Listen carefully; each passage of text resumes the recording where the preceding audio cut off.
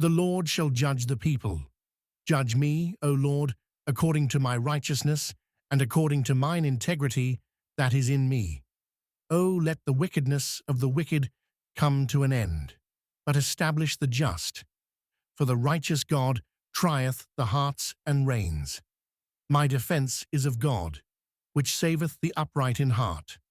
God judgeth the righteous, and God is angry with the wicked every day. Psalm 7, 8-11. David continues his appeal to divine justice with remarkable confidence.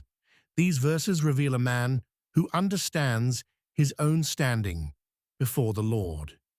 In verse 8, David makes a bold request. Judge me, O Lord, according to my righteousness.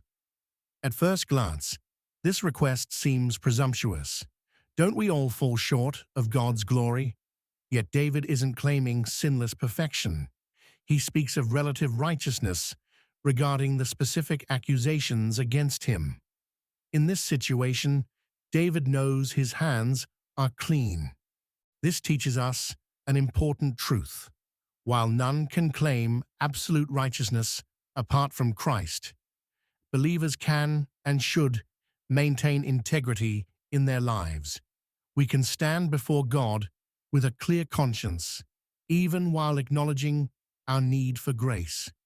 David's confidence stems not from self-righteousness, but from self-examination. He has already searched his heart. Now he appeals to God, who knows him better than he knows himself.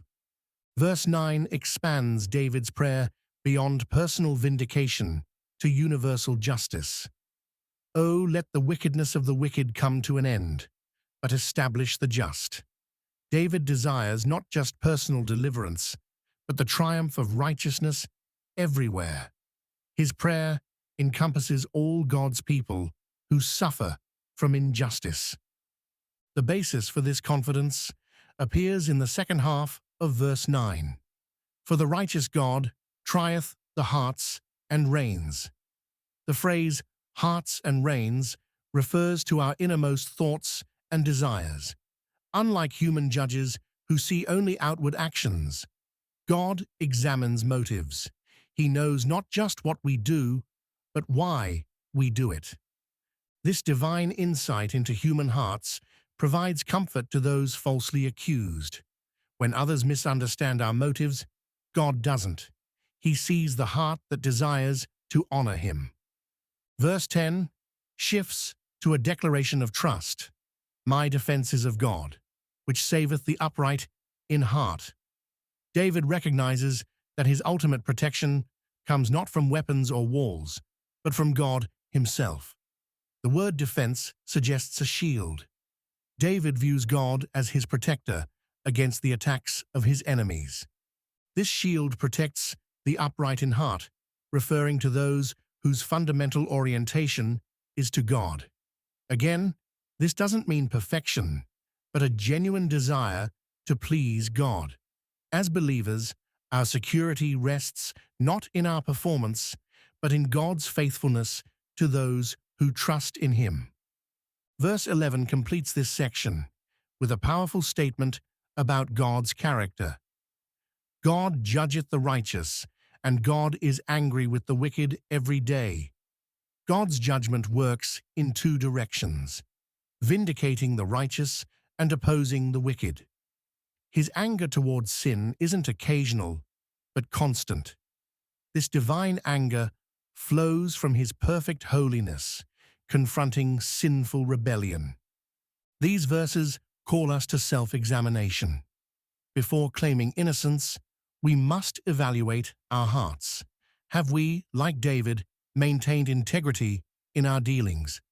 2 Corinthians 13:5 instructs, examine yourselves whether ye be in the faith.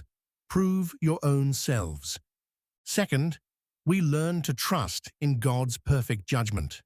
We live in a world of imperfect justice, but God never makes mistakes. He sees what others miss. When we are accused or misunderstood, remember that God knows the truth. This provides peace even in persecution. Last, These verses remind us that God opposes wickedness. His anger towards sin isn't passive disapproval, but active judgment. This should prompt both comfort for the oppressed and warn those in rebellion. Hebrews 10:31 notes, "It is a fearful thing to fall into the hands of the living God."